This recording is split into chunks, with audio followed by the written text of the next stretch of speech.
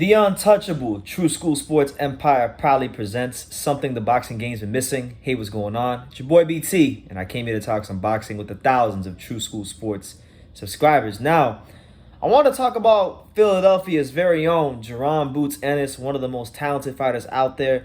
You know, the welterweight fighter that has every skill you can think of under the sun.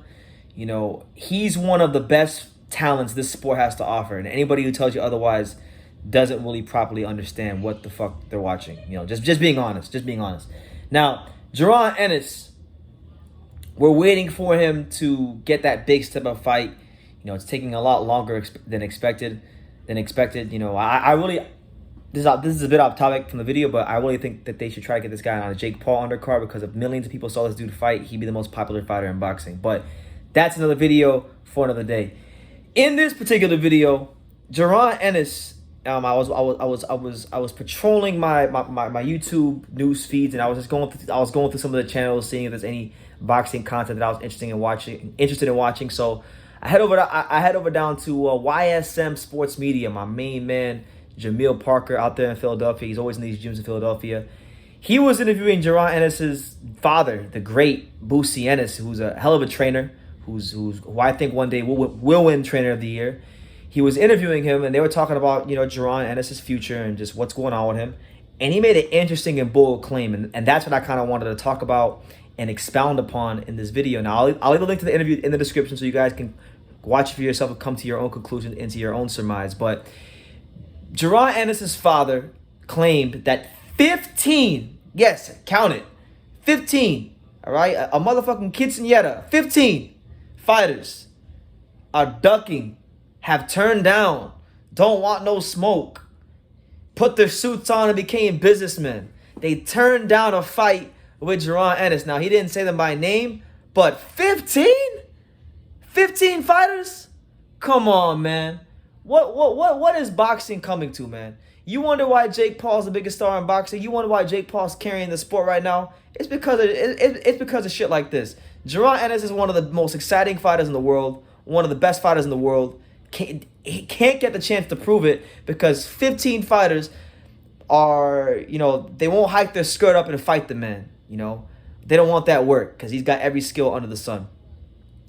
You know what? We're gonna start abolishing certain things from boxing here on True School Sports. We're gonna be trendsetters. All this bullshit about high risk, low reward, I'm not trying to hear it no more. If you're a fighter, if you're a fighter, then you get in that ring and you fight. You know, when Leonard and Hearns fought, they were no older than 25 years old. Both of them, they were young. They were extremely young. You got guys now who are 27, 30, 31, 32, 35, 36 that either can't get fights because they're protected or can't get fights because they're avoided. And either way you slice it, it's still a disgrace to boxing. 15 fighters? Oh my God.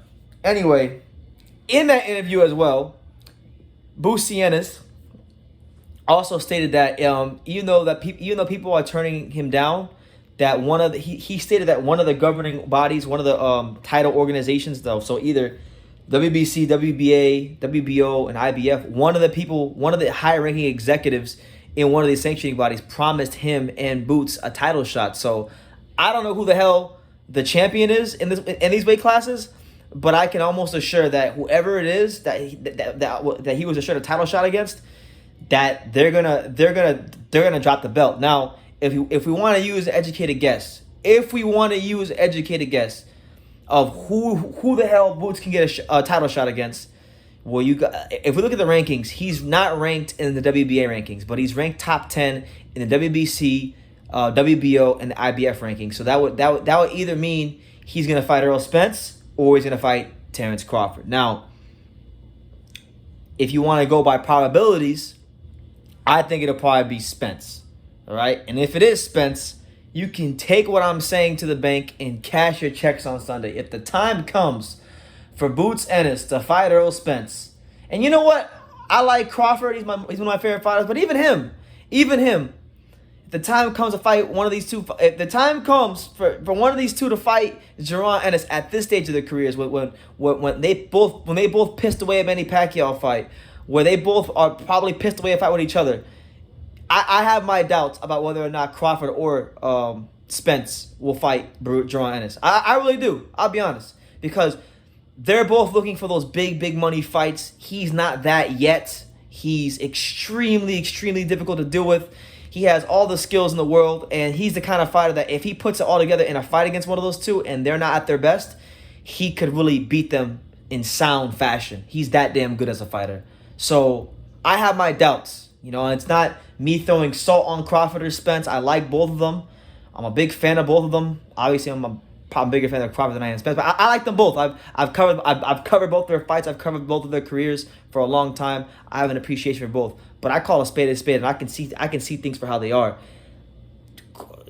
Spence is no spring chicken. Crawford's no spring chicken, and neither one of them have had that big money signature fight yet. And Jaron Ennis right now, from their vantage point, isn't going to be that. So either they're going to fight each other, and they're going to hike up their skirts and put all this bullshit aside and give each other a fair offer and stop all this A-side, B-side, Hollywood, red carpet, pink dress, bullshit, or they're gonna have to fight Jaron Ennis. So you make your pick, but something's got to give in this welterweight division. And Jaron Ennis, guys like Boots Ennis, guys like Vergil Ortiz, I really feel like these two right here are gonna be the fighters that get this freaking hyped up, this overhyped, overrated division back in check, back to where it needs to be. Because I remember a time, when the welterweight division was actually a great division, when it was actually a division worth following, but it hasn't been that in a long time,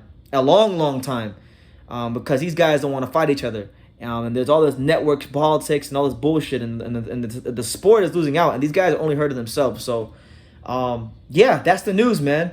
Boosie Ennis, the father and trainer of Jaron Ennis, claims that 15 fighters ducked him. So what I'd like to know from you guys is, who do you think are those 15 fighters that turned down to fight with Jaron Ennis? And then he also stated that one of the governing bodies has promised him a title shot within the next year. So you guys can guess who that could be down below. And yeah, I want Jaron Ennis to keep winning, because I feel like the more he wins and the more impressive he looks, the more pressure is going to put on Crawford and Spence to either fight him or to fight each other. And that's what's got to happen in this welterweight division. Pacquiao, he's damn near out the picture. He's probably going to fight Ugas and then after that retire. Or he's going to retire and not fight Ugas at all. So he's out the picture. So that Manny Pacquiao lottery ticket is not there no more, for the most part. Then you got Ugas, who's another big dog in the division that these guys had to come see. But the way it's looking, Jaron Ennis, Vergil Ortiz, that new welterweight crop. You got Conor Ben, if he could beat Granados and continue doing what he's doing.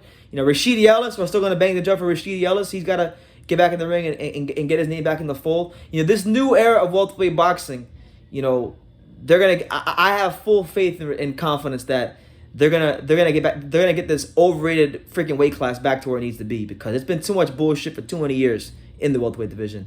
And that's the news, man. So you guys can let me know what you think in the comments down below. Make sure you guys take the time to subscribe. And like I say in all these videos, you can love me or you can hate me, but I'm just a kid from Daniel. So until next time, take care, guys.